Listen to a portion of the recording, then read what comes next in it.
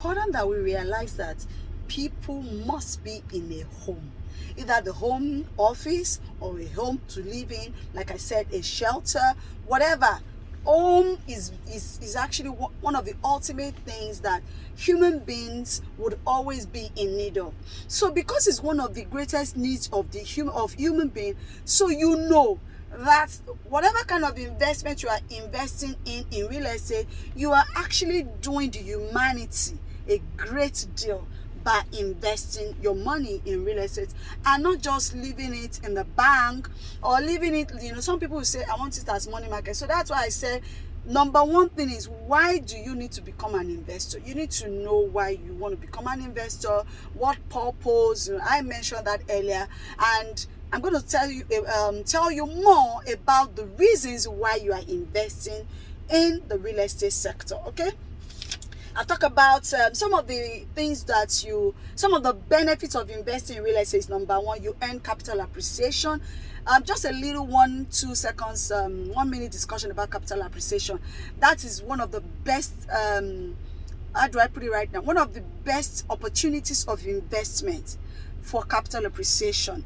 When you invest, most especially in the real estate sector, your money begins to increase. The capital you put in, for example, you put in 10 million naira to invest into a house. That is what we mean by your capital.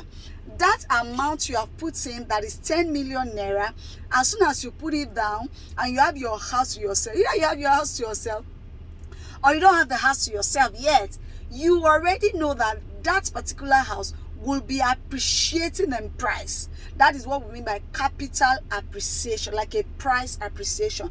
You earn rental income, you bought a house and you rented it out to someone. What you earn from it, that is called the passive income, is in form of what we call rental income. That's what we mean by rental. That rent you collect yearly, monthly, daily is called rental income. So that is another thing. Don't forget, every income on real estate is not dependent on your it's not the same thing as the capital appreciation. The capital appreciation is upon the property you bought.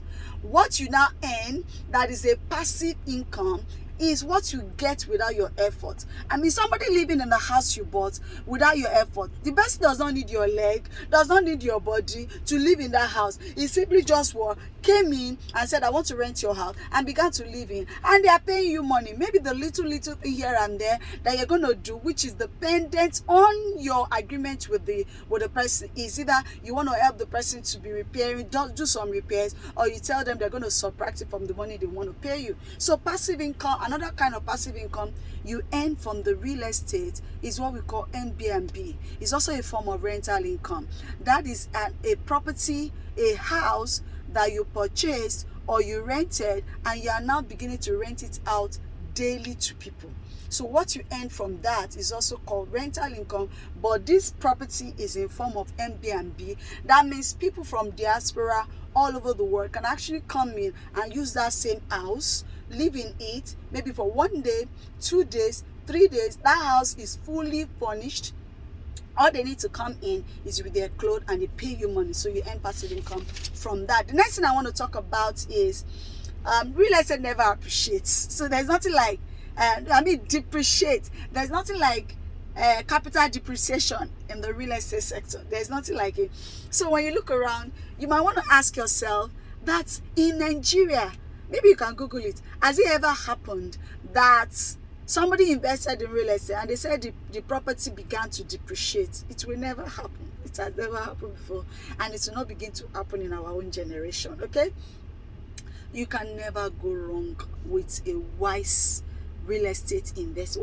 What do I mean by a wise real estate investment? A wise real estate investment is a form of investment that you went through a realtor, a professional realtor that understands what it means to invest in real estate, that knows his or her onion, that knows how to do your title check for you, knows how to get you the best place, knows how to know the right company you should invest in, knows how to know that this particular property, a whole lot of demand will be on it in 1 year, in 2 years, and can give you the right strategy to multiply that income. So it's important that you don't just invest, you invest through a professional realtor.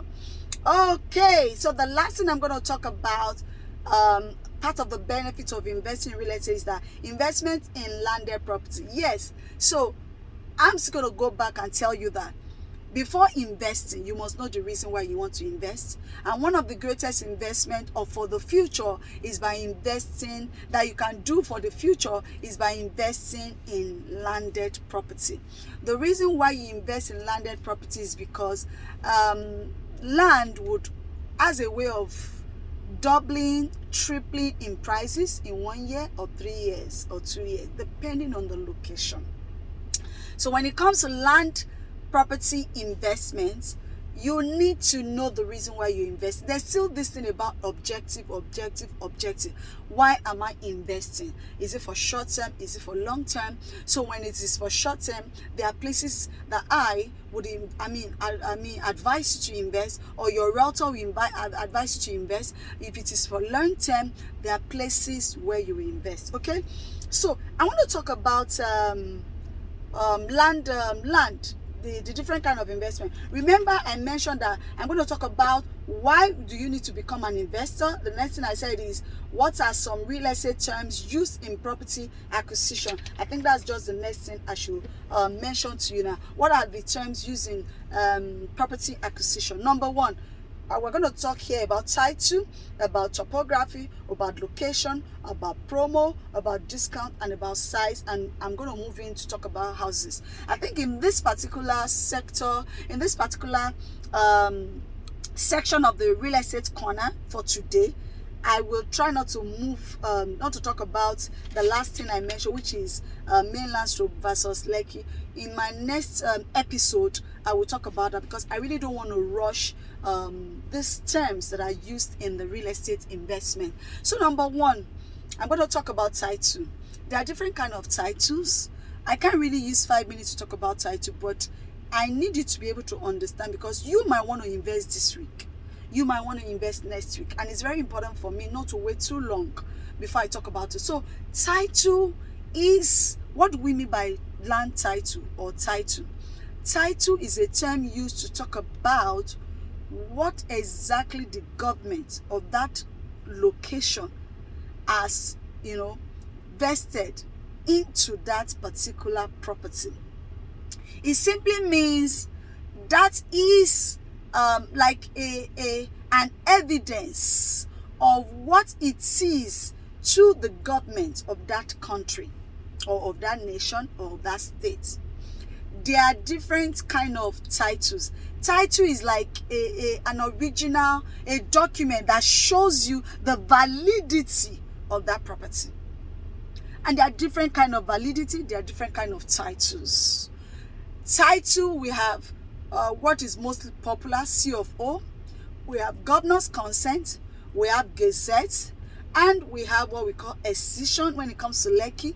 Lekki is very peculiar, so it's important that I also add the title. So we have, let me start again. We have CFO, we have governor's consent, we have what we call gazette, we have what we call escission, and what we call, some people call it, undergoing escission is not really a title. It's not a title. Escission, yeah. Gazette, yes.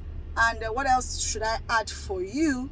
Yeah, those are the things that the evidences that are recognized by Lagos State government, most especially as title. Let me start again. CFO, governor's consent, gazette, and escission.